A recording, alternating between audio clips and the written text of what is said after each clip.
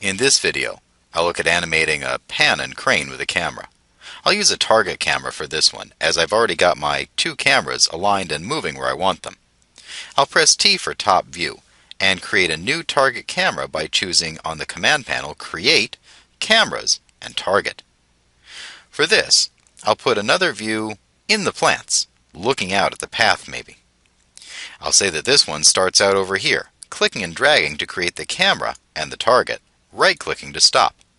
I'll press C for camera, and it takes me to the camera view, and of course I'm underground.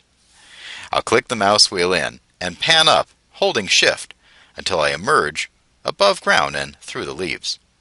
I'll set up this shot, maybe framing with this large yellow flower here and a leaf in the foreground.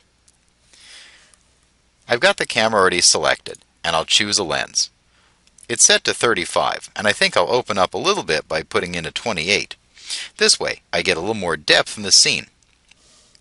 To animate this, it's much like animating a zoom and a dolly. I'll press N for auto key, and go over to the frame at the end of that animation, in this case maybe 5 seconds or 120 frames. I'll click the mouse wheel in and pan, holding Shift, up in the scene. This is actually a crane, where we lift this camera up on a crane, possibly with a pivot or at least straight up. I'll turn off auto key, go back, and see how this looks. And there's that gentle crane up. If you'd like to manipulate this animation, or simply aren't happy with it and want to try it again, deleting keys is very easy. There are my keys in the timeline, and I'll click and drag to select both. I'll press delete, and the keys are gone. My camera is simply wherever I've left it. What we can see here is I've actually deleted the animation on the camera. The animation on the target is still there, and we can tell as this camera rotates to look up. What I can do is right-click and choose Select Camera Target, and again I'll select and delete those keys. Now I'll try this again. It's handy to know how to add keys and take them away, because sometimes we're just not happy with what we've done. So here's that pan again. I'll press N for auto key, but this time I'm going to change my default tangent type. I'll fly out this little button where it says Default In and Out Tangents, and at the bottom I'll choose Bezier. Now this will have a slow in, slow out, which is perfect for this crane. I'll scrub over to, I think I'll go a little bigger, 144. Click the mouse wheel in and crane that camera up. I'll make sure that I crane up to where I want, starting to move and then clicking Shift.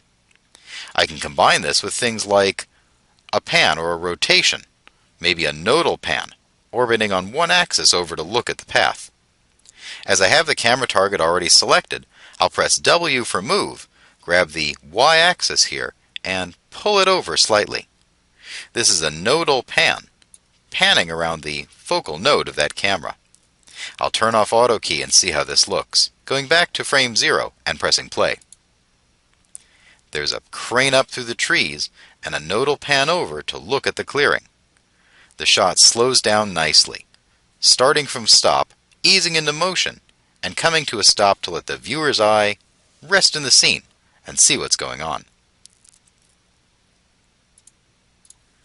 It's up to you how you'd like to deal with your cameras, whether you have sweeping lush moves or faster cuts and jerkier motions, depending on the style.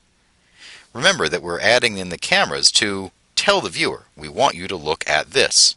So that's how I'm thinking of it when I craft these. I'm starting out here, and I want to go over there and have you look into the clearing.